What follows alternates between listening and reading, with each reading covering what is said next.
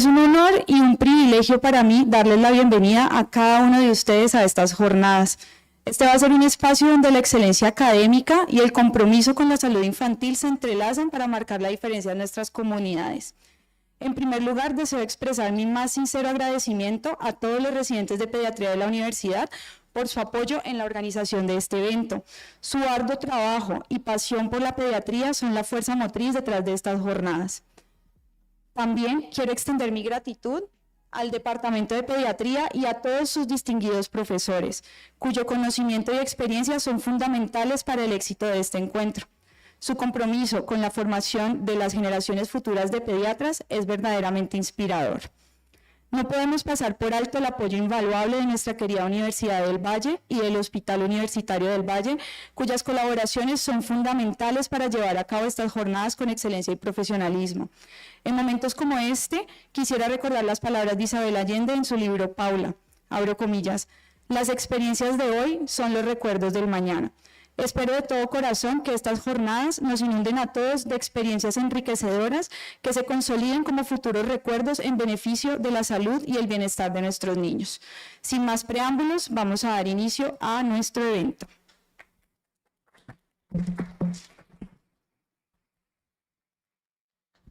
Vamos entonces a dar la bienvenida a nuestro primer conferencista, el doctor Miguel Ángel Osorio.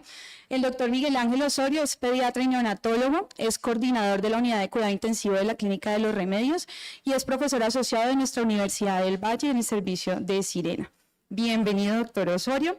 Mientras el doctor sube al escenario, podemos ir escaneando este código QR. Es un código QR universal mediante el cual vamos a poder estar enviando nuestras preguntas para todos los conferencistas. Nosotros las vamos a recibir y vamos a consolidar las preguntas que sean similares y las haremos directamente nosotros a los ponentes. Igual se va a estar presentando en cada presentación.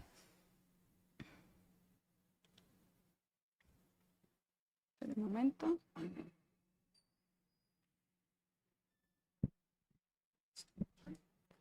Bueno, muy buenos días. Para mí es muy grato intervenir nuevamente en el evento que organizan todos los años los residentes de pediatría. Primero, agradecerles muy especialmente a los residentes. Y en el día de hoy hay una situación muy especial que la voy a expresar porque voy a tratar de disfrutarme al máximo esta charla. Resulta que quien presentó el congreso fue paciente mía cuando pequeñita, ¿no? Y hoy en día es alumna mía en el departamento de pediatría. Eso tiene una simbología especial que quiero quede en el imaginario de cada uno de ustedes. Y hoy relató el libro de Isabel Allende de Paula, que me lo he leído por segunda vez y en estos momentos estoy concluyéndolo. Es un libro conmovedor, precioso. Pero como el tiempo es corto, vamos a lo que vinimos, como dijo la doctora Molinares.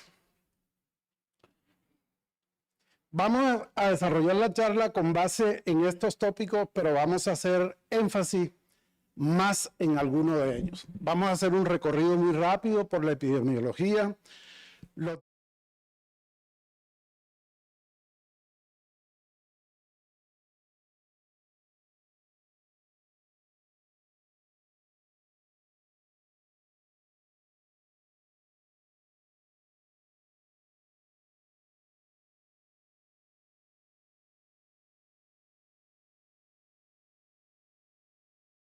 Es una necrosis intestinal inflamatoria idiopática de los bebés prematuros que afecta el intestino delgado y el grueso.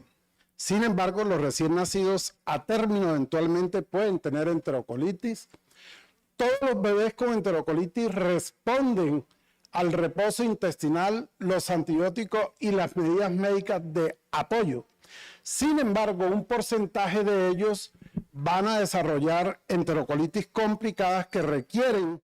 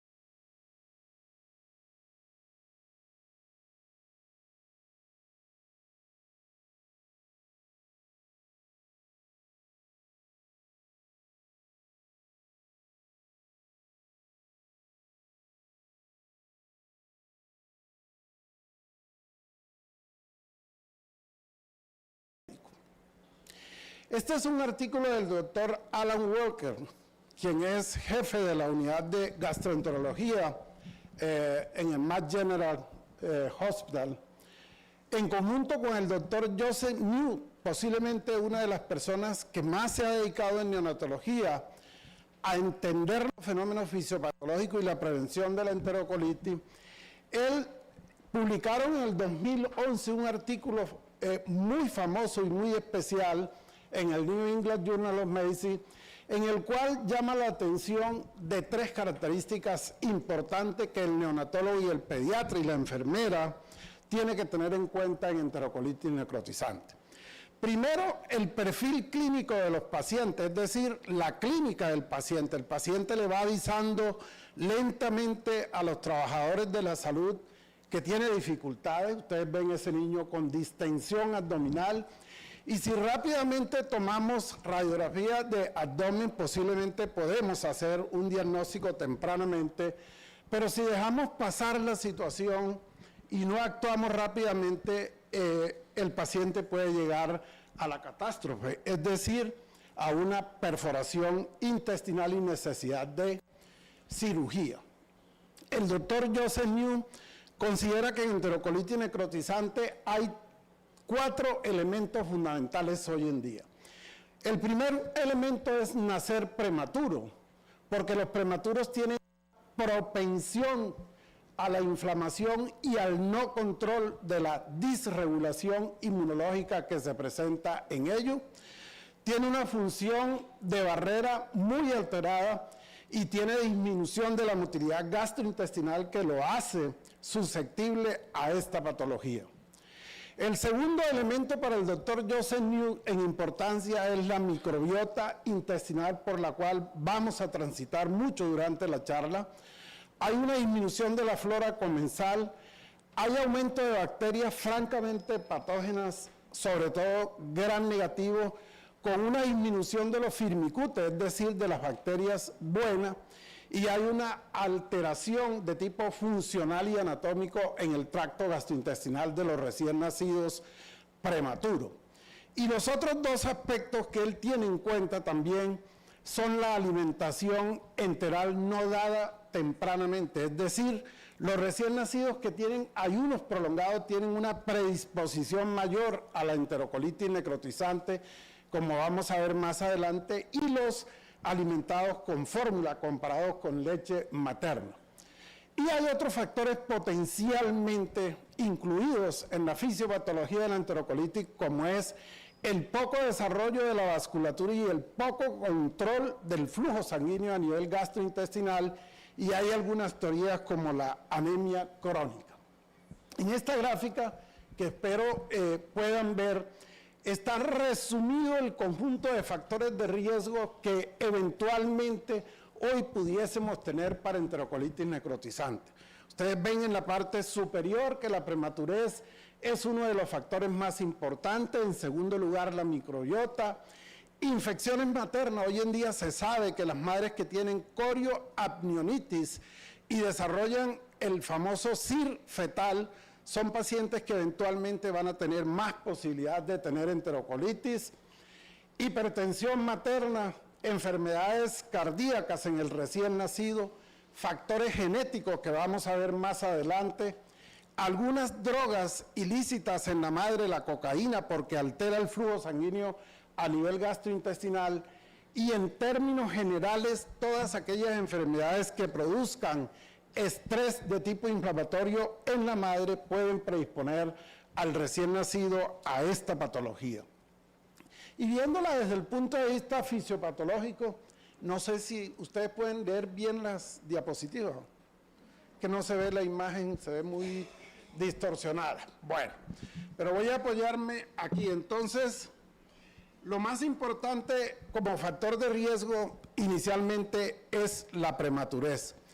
El segundo componente es alteración en la microbiota.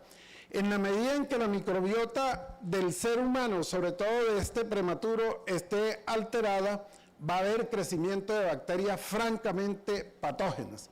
El tercer elemento es la sobreexpresión de algunos toll-like receptores, sobre todo el toll-like receptor 4, que es fundamental en la fisiopatología de la enterocolitis. El otro elemento es alteración del flujo sanguíneo a nivel gastrointestinal, y así se va armando el cuadro clínico característico de la enterocolitis. Antibióticos y en enterocolitis hay muchas versiones y hay mucha controversia. Siempre se ha afirmado que el uso prolongado de antibióticos más de 5 días eventualmente puede predisponer a los recién nacidos prematuros a enterocolitis necrotizante. Sin embargo, en este artículo, que es muy reciente, es finalizando el 2023, se establece que los antibióticos eventualmente en algunas situaciones pudiesen aumentar el riesgo de enterocolitis, pero en otras ocasiones pueden disminuir el riesgo de esta entidad. Y esto era lo que les decía con relación a la madre que está estresada, que tiene un proceso inflamatorio, un SIR. Este SIR puede predisponer a su recién nacido a enterocolitis, ya sea de tipo infeccioso o de tipo inmunológico, como es el caso de las madres con preeclampsia. El otro elemento importante es la no alimentación enteral temprana. Cuando yo tengo a un niño sin alimentación enteral temprana, tengo que utilizar catéteres centrales, tengo que utilizar TPN, se atrofia la mucosa, hay carencia de hormonas tróficas, hay un síndrome de respuesta inflamatoria sistémica que se puede localizar a nivel intestinal, hay disminución de las inmunoglobulinas y hay un incremento de las moléculas de adhesión de los polimorfos nucleares, predisponiendo al recién nacido a esta patología. Y esta es una excusa frecuente en cuidados intensivos para no iniciar la vía enteral. El bajo Apgar, catéteres umbilicales, apnea, ventilación mecánica, CPAP, drogas vasoactivos y TPN. Estos son, diariamente nosotros vemos en las unidades estas situaciones. El flujo sanguíneo a nivel intestinal, hay que preservar el flujo sanguíneo, hay que preservar una presión arterial, hay que conocer los factores neuronales, factores humorales y factores metabólicos que intervienen en el flujo sanguíneo. La fisiopatología pudiéramos decir que se da básicamente por la inestabilidad circulatoria, los agentes infecciosos, los mediadores inflamatorios y la alimentación enteral dada inadecuadamente.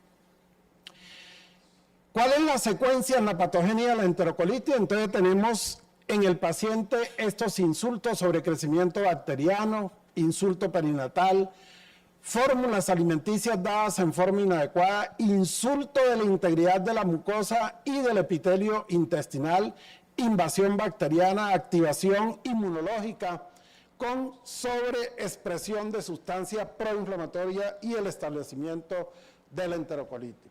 Este es el artículo que les relataba el doctor Walker, publicado en el New England Journal of Medicine, donde se nos hace un resumen de la alteración de la microbiota, la sobreexpresión de los toll-like receptores, la deficiencia de inmunoglobulina, el compromiso de la integridad de la mucosa y las células epiteliales, y lógicamente la predisposición genética, el polimorfismo genético que tienen algunos pacientes para desarrollar enterocolitis necrotizante. En esta otra gráfica ustedes pueden ver exactamente cómo la inflamación y la alteración en la microbiota son de los elementos más importantes para que los recién nacidos tengan enterocolitis necrotizante. Y este es un concepto bien importante. El problema no es la enterocolitis, el problema son las secuelas de todo tipo que deja esta enfermedad, sobre todo en el sistema nervioso central. Está demostrado que los pacientes con enterocolitis tienen secuelas a largo plazo desde el punto de vista neurológico. Y aquí, importante que conozcamos que así como hay elementos que lesionan el tracto gastrointestinal como los patógenos, los antígenos alimenticios, las alteraciones en la anatomía y en la fisiología, la hipoxia, el poco desarrollo vascular, la nutrición enteral pobre y la disfunción inmune, hay mecanismos para reparar, probióticos, inmunonutrientes, factores de crecimiento, este sí que es bien importante, factores de protección, buena nutrición, conservar la motilidad y, sobre todo, evitar las infecciones en los recién nacidos. La disbiosis es uno de los elementos más importantes en esta patología. Recordar que los pacientes que tienen alteraciones en la microbiota van a estar más dispuestos a esta enfermedad. Esta es una diapositiva muy didáctica del doctor Satián. Satián ha extendido sus intervenciones en neonatología prácticamente a toda la neonatología y en una forma práctica nos enseña cómo hay una serie de elementos en el medio ambiente, en la microbiota materna, el modo de nacer, el tipo de alimentación y sobre todo el medio ambiente en las unidades van a influir positivamente en estas enfermedades.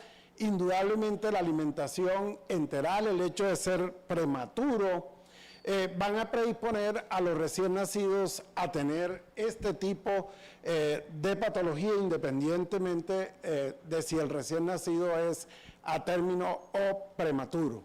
Y finalmente él asocia la presencia de todos estos fenómenos anormales en el recién nacido con patologías que van a aparecer posteriormente como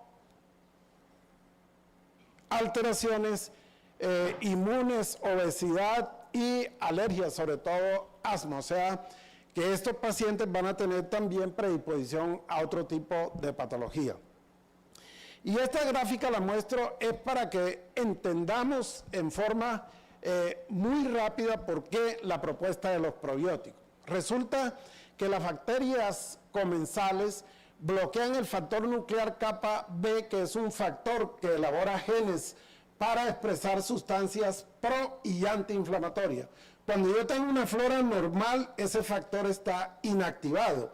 Pero si tengo una flora anormal, es decir, bacterias francamente patógenas, ese factor va a estar estimulado y la producción de sustancias proinflamatorias, que es lo que sucede en enterocolitis, va a estar activada.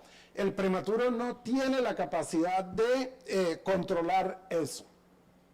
La microbiota humana, esto es un llamado de atención para que nosotros seamos cuidadosos en la unidad y nos lavemos las manos.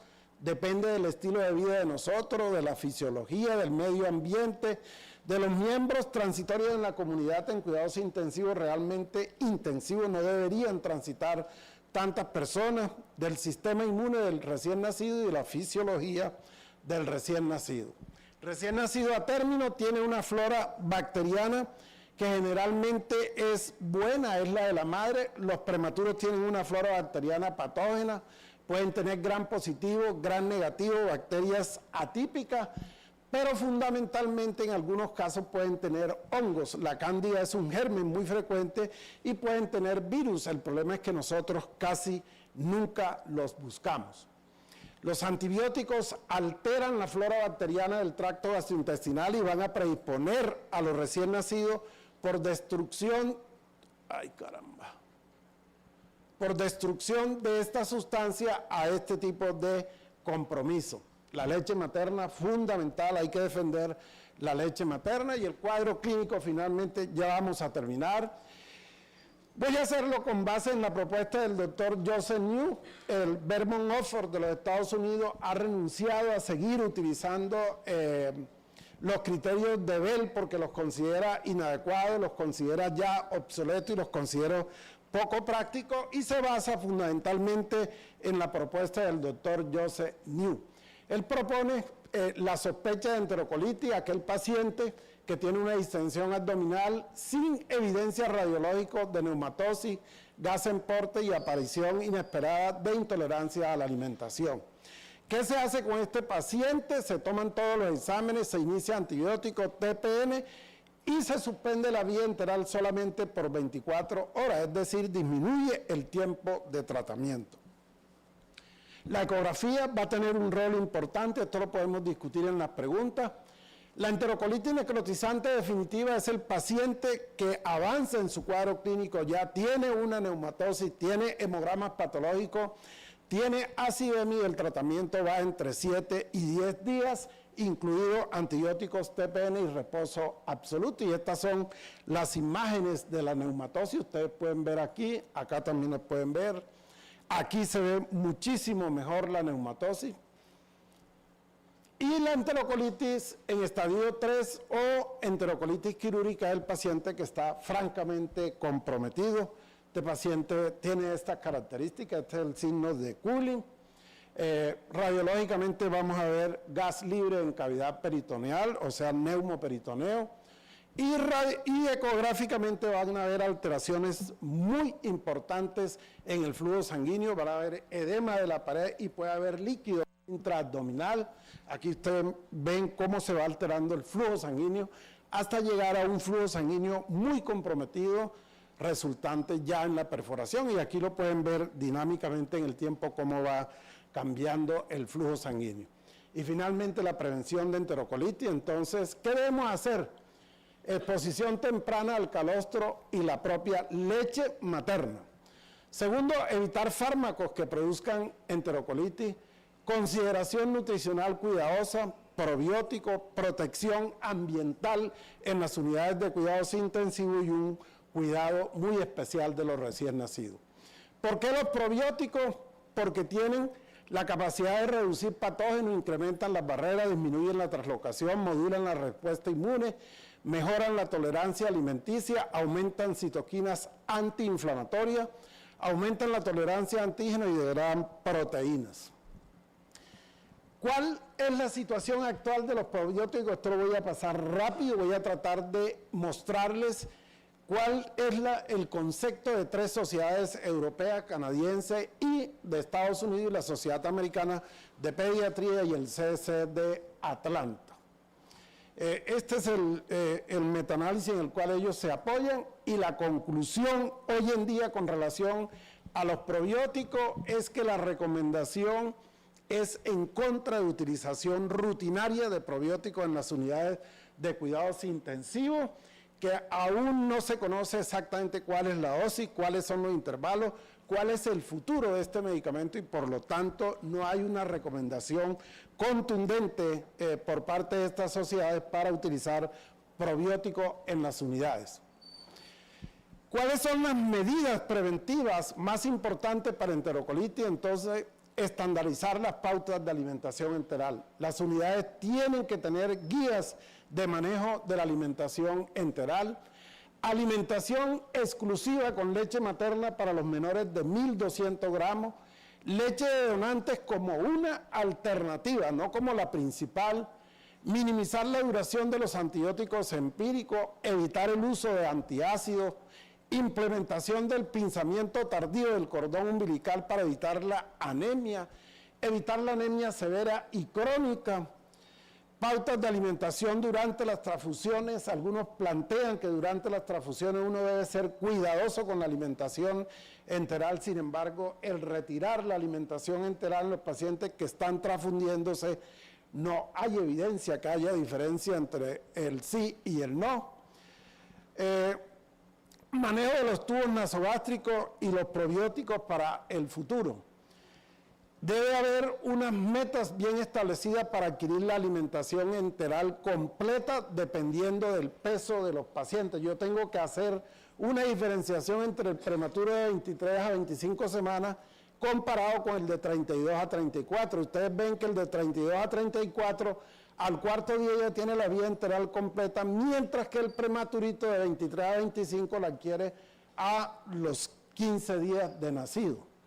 Y estas son un resumen de un artículo publicado por el doctor Joseph New recientemente de cómo nosotros tendríamos que implementar una serie de medidas tendientes a disminuir la enterocolitis necrotizante que hemos ido describiendo durante la charla. Y finalmente, los mensajes para recordar de esta patología. Primero, es más que una enfermedad. Aquí hay mucho diagnóstico diferencial entre enterocolitis necrotizante y otras patologías propias del prematuro. La patogénesis es multifactorial, pero algunos factores pueden ser más importantes que otros, como la prematurez extrema, la microbiota intestinal, y que la estimulación de bajo grado, o sea, el estímulo enteral de los receptores de pH pueden prevenir la inflamación de alto grado y el daño intestinal promoviendo la homeostasis intestinal. Es decir, yo debo comenzar tempranamente la alimentación enteral como alimentación no nutritiva o estimulación de estímulo, y las medidas preventivas prometedoras son una realidad en esta patología porque cada día se conoce más de ella. Muchísimas gracias.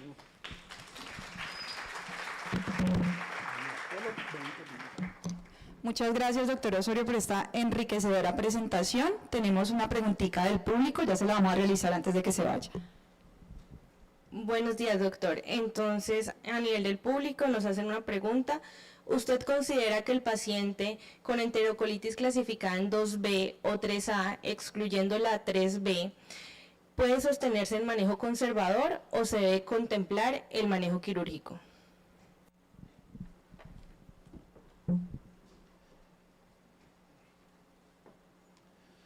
Bueno, yo traté de no hablar sobre los criterios del doctor Bell, porque los criterios del doctor Bell hoy en día son muy cuestionados en algunas redes, sobre todo la red Vermont Oxford de los Estados Unidos. El doctor Joseph New también la cuestiona, y otras organizaciones de los Estados Unidos, Canadá y Europa.